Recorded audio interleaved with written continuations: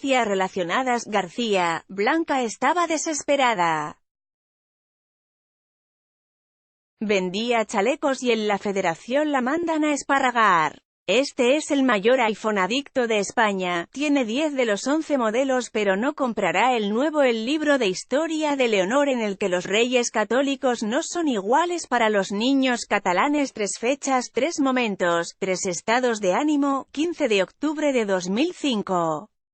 Ricky Rubio, melena al viento, acojonao, como diría después, debuta con el Joventut en Granada.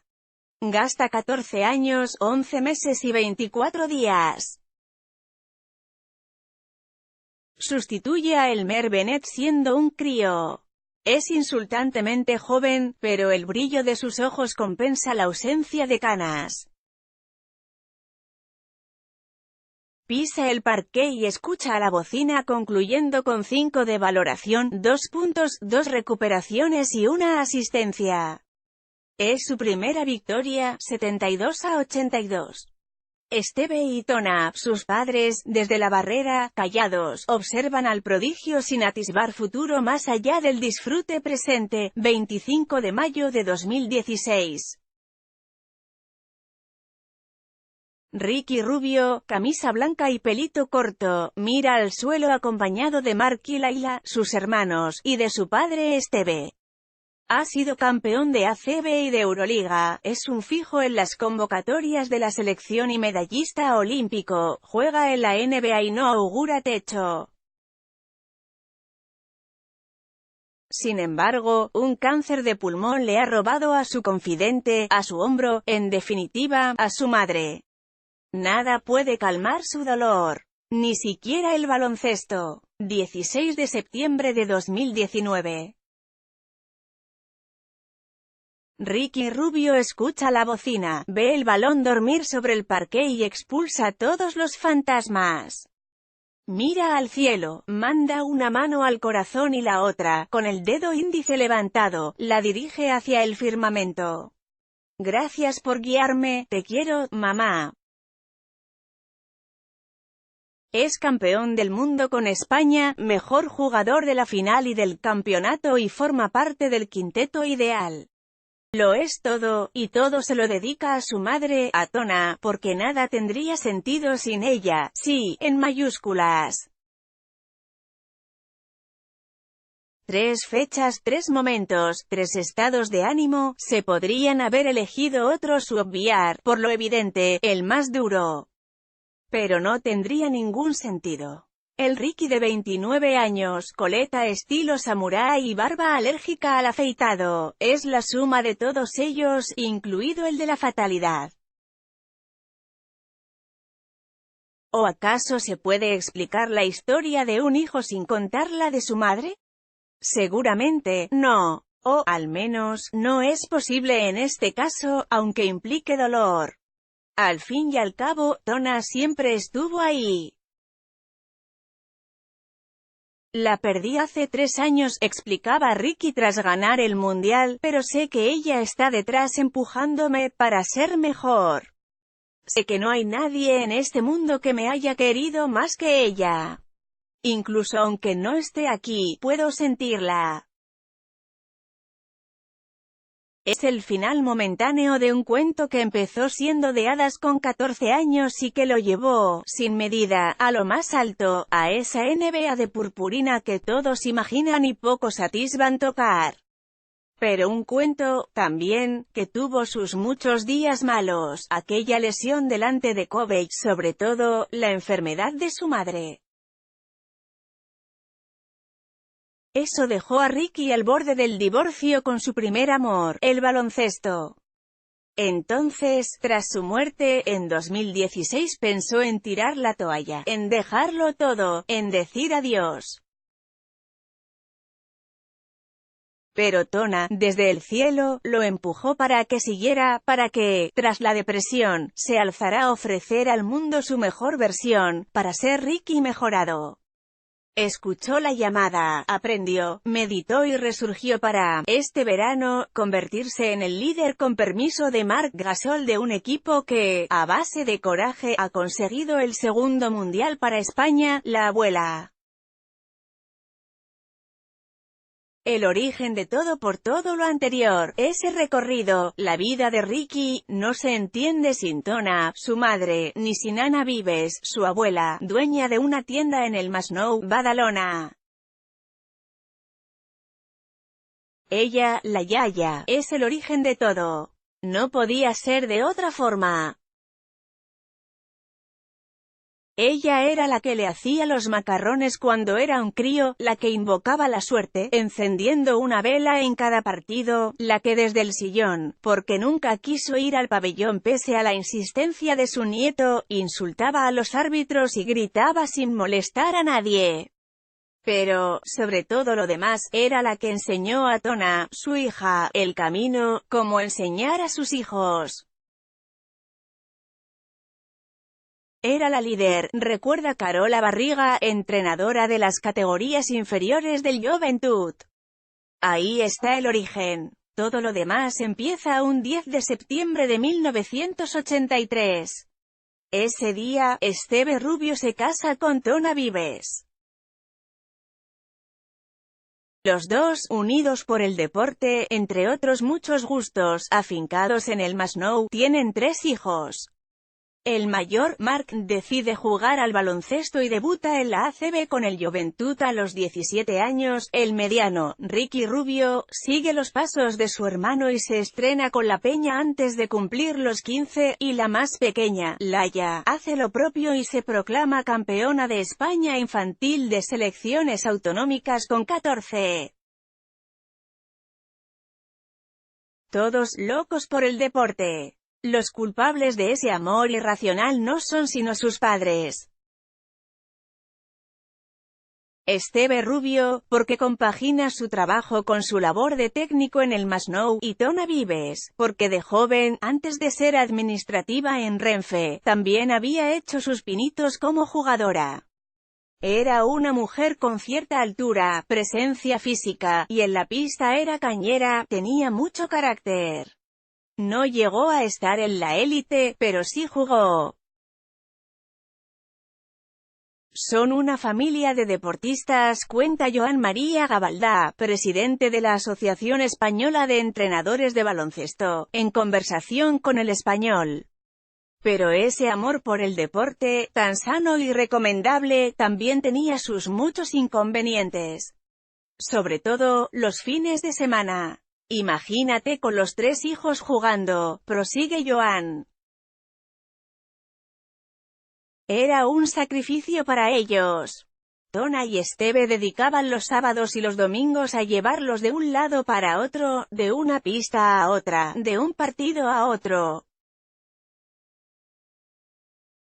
Pero no les importaba. Eran felices así, unidos, metidos en el coche, rodeados de balones y chavales. Sin atisbar, entonces, que el chico calladito y sonriente que les acompañaba, el Ricky, iba a llevarlos en volandas tiempo después por medio mundo. Entonces, nadie se podía imaginar la estrella de aquel pequeñajo, su duende. Aunque sí se podía intuir que era muy bueno. Destacaba una barbaridad. Cuando lo fichamos para el Joventut, hacía cuádruples dobles y veía mejor que nadie el baloncesto. Tenía una cabeza privilegiada y se anticipaba a todo. Por eso sumaba tantas asistencias, recuperaciones y rebotes, recuerda Marc Calderón, entrenador suyo en las categorías inferiores del Joventut, a El Español. Su madre, tutora y guía Ricky no presume ahora ni lo hacía entonces, pero era evidente, para todos, que tenía talento, que podía albergar esperanzas de futuro sobre el parqué. En ese sentido, hay 2 factores que ayudan a que no se salga del camino. Por un lado, sus padres, y por otro, el Joventut, que es un club que está acostumbrado a tratar con jóvenes que más tarde dan el salto a la élite, entre ellos, Rudy Fernández o Pau Ribas, campeones del mundo con él este verano, explica Carola. Él siempre fue muy familiar y con su madre tenía una gran conexión, añade Marc. Tona, al fin y al cabo, era la que acudía más asiduamente a las tutorías, la que lo arrastraba al suelo cuando las nubes le pedían subir al cielo, la que siempre estaba a su lado. Era la que llevaba la logística familiar y eso le consumía mucho tiempo. Su padre, en cambio, se encargaba más de los entrenamientos, cuenta Lluís Vidal, profesor de Ricky Rubio en biología en segundo de la ESO. Entonces, en aquel inicio, cuando todavía compaginaba clases y baloncesto, Tona fue la que le insistió para que siguiera estudiando, para que no lo dejara. Era un buen chico y un estudiante de notable, pero no necesitaba que se le dijera nada. Hacía trastadas, como todos. En una excursión en las montañas, por ejemplo, él y otros nos hicieron la liaron. Los tuvimos de madrugada haciendo flexiones. Pero salvo esas pequeñas cosas, era muy disciplinado, recuerda Lluís. Su prioridad, le recordaba siempre Tona, eran sus estudios. Era una mujer fácil de tratar, directa, que buscaba siempre la mejora. Por eso, no quería que él descuidara el aprendizaje, finiquita el profesor. Ella sabía que todo, tarde o temprano, llegaría. Además, muy pronto. El más joven en debutar en ACB, Ricky, aquel 2005, entre exámenes y partidos con las categorías inferiores, ya había visto a su hermano Mark estrenarse en la élite. Lo que no podía pensar es que él fuera a hacer lo propio en octubre, convirtiéndose en el jugador más joven en debutar en la ACB, 14 años, 11 meses y 24 días. Porque sí, él había entrenado con el primer equipo y sabía que Aito García Reneses lo seguía, pero no creía que, sin apenas cumplir los 15, fuera a entrar en una convocatoria. Y mucho menos que fuera a jugar. Sin embargo, así fue. Se lesionó Marceliño Huertas y nos quedamos solo con Elmer Bennett para el puesto de base. Lo convoqué y jugó muy bien contra el Granada, recuerda el propio Aito en conversación con El Español. Fue el primer récord de precocidad que estableció. Después, les seguirían otros muchos, jugador más joven en ganar una Euroliga y en colgarse una medalla olímpica, con 17 años en los Juegos Olímpicos de Pekín 2008, tercero más bisoño en debutar con la selección española tras Carlos Sevillano y Juan Antonio Corbalán. Ricky cumplió su primer sueño, el iniciático. Entonces, sus padres fueron fundamentales. En el club acordamos con ellos que no hiciese entrevistas. Aquello era algo insólito. Todo el mundo quería hablar con él, pero le dijimos que no lo hiciera, explica Aito. Todos, entonces, acordaron que era lo mejor para el futuro de un jugador con cuerpo de niño, pero con la madurez propia de un adulto.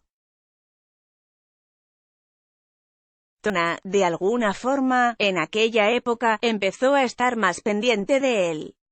Era con la que hablaban los periodistas, cuentan fuentes del entorno del jugador. Era la que estaba siempre a su lado.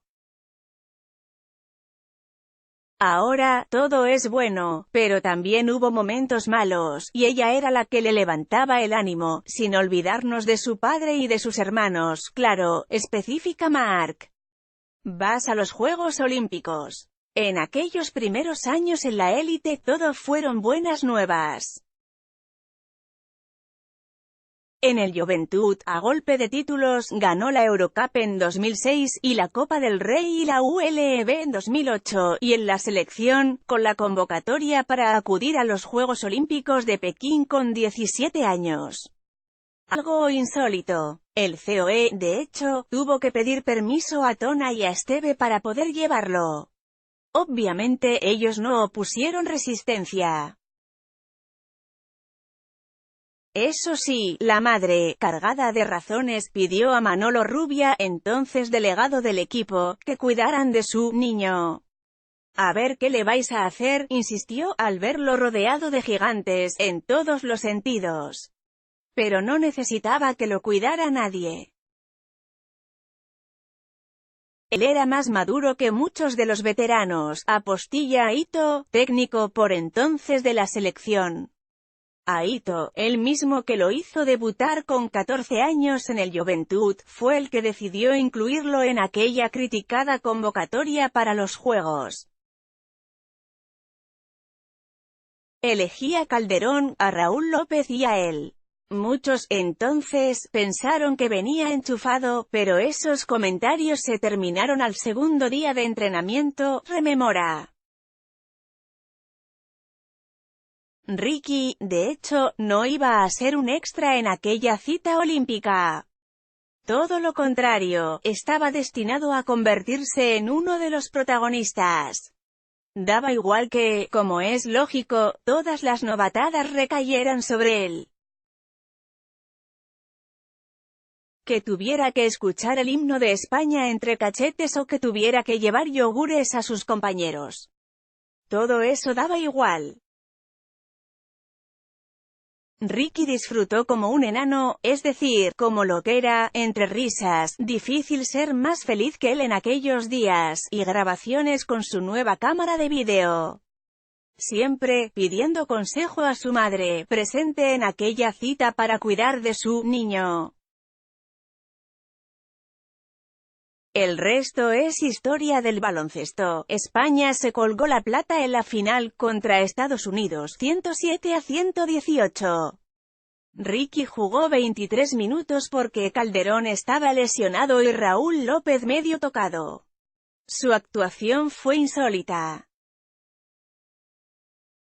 Que contra ese equipo, probablemente el segundo mejor de la historia de USA, un chaval de 17 años consiguiera jugar a ese nivel y permitiendo que su equipo compitiera con aquellos jugadores, es increíble. Una vez más, el niño de oro se alzó entre gigantes, dando por comenzada su prolífica etapa en la selección. Desde aquella cita, el mediano de los rubios se ha colgado 4 medallas europeas, 2 de oro y 2 de bronce, otro metal olímpico, el bronce en Río 2016, y el reciente oro en el Mundial de China. Sus padres ceden el testigo a un gabinete de comunicación. Ricky, desde aquella cita olímpica, no atisbó caída. Es más, se convirtió en jugador profesional, en todos los sentidos.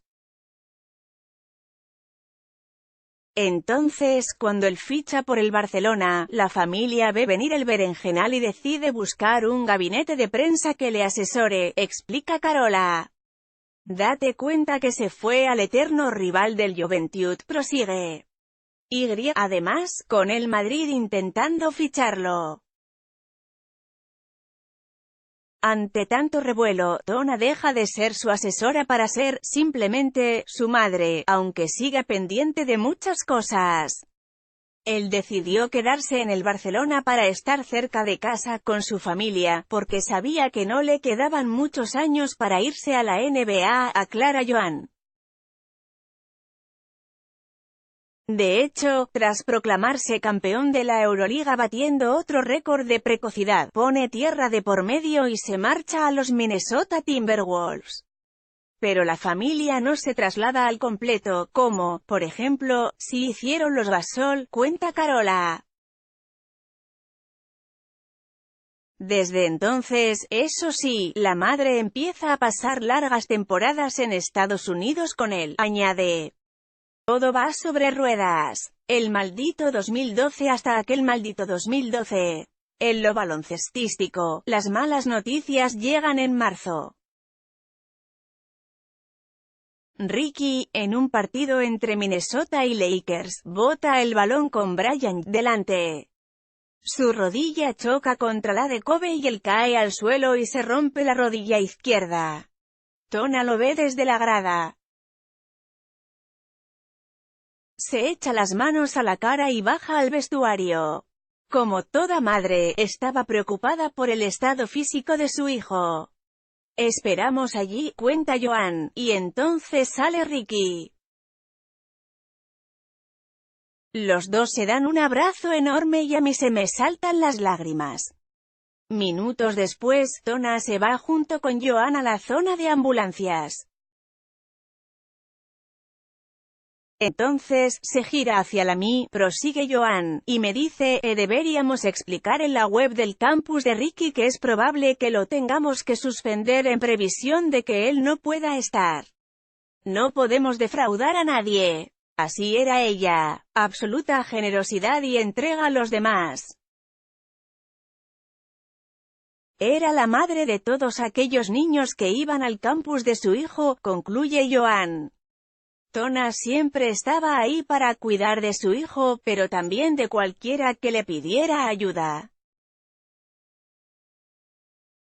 Hasta que ese mismo año, en 2012, le diagnosticaron un cáncer de pulmón y se tuvo que ocupar en pleno, irremediablemente, de luchar contra su enfermedad. Fue un golpe duro, pero siempre sacaba fuerzas para seguir, recuerda Joan. Y Ricky, como no, sigue a su manera su carrera, pero con el corazón en un puño, con el recuerdo de su madre presente en cada partido, en cada viaje, en cada instante. Imagina lo que es estar hablando con tu madre y que te tenga que colgar por lo mal que se encuentra. ¿Qué haces entonces a 10.000 kilómetros? ¿Qué importa entonces el baloncesto?, reflexionaba Ricky tiempo después en una entrevista en La Vanguardia. Pero él siguió con el baloncesto. Tona le pidió que lo hiciera por ella y él cumplió, como siempre, órdenes. Hasta que en 2016, el maldito cáncer de pulmón se la llevó. Una depresión y su mejor forma. Ricky superó la lesión, volvió a jugar con España y siguió creciendo en los Minnesota, pero nada lo consoló. La muerte de su madre lo sumió en una depresión. Llegó, incluso, a plantearse dejar el baloncesto. Pero, de nuevo, sacó fuerzas para continuar, ya en otro club, en Utah Jazz, jugando por primera vez unos playoffs de la NBA. Con su madre siempre presente, se puso manos a la obra para abrir su propia fundación y ayudar a las personas con cáncer. Esta misma semana, de hecho, ha inaugurado una sala dedicada a ello. ¿Su objetivo? Seguir luchando para que, sobre todo los niños, puedan encontrar cierto consuelo en su desdicha. Él, desde entonces, cree mucho en el poder de la mente, desvela Lluís, su profesor de segundo de la ESO. De hecho, desde entonces, saca unos minutos cada día para meditar, acumula lecturas e impulsa luchas que considera justas. Por ejemplo, la defensa del medio ambiente. De hecho, el coche que tiene en el Masnou es eléctrico. De aquella tragedia emergió un nuevo Ricky, con más barba, más pelo y más tatuajes, pero la misma delicadeza de siempre. Un Ricky diferente pero igual, que acudió al Mundial con la misma fe que lo mantiene en pie desde que debutase antes de cumplir los 15 años. Y, sobre todo, con la misma confianza que entonces. «Estoy bien», proclamó, antes de empezar, avisando. Y lo confirmó en el campeonato, proclamándose MVP y ganando el oro para dedicárselo a su madre, para demostrar que sí se puede. Que esta es su historia. Y espero que sirva para inspirar a mucha gente. Los baches se superan y se aprende de ellos. Y yo lo he hecho. Sin dar un paso atrás, mirando al cielo. En busca de esa madre que, en los días malos, le dijo que no abandonara, que siguiese. Que lo mejor estaba por llegar. Y, como siempre, llevaba razón, con paternidad incluida tras concluir el Mundial. Ver esta publicación en Instagram. Gracie's Perguarmi, Testimomama Rose.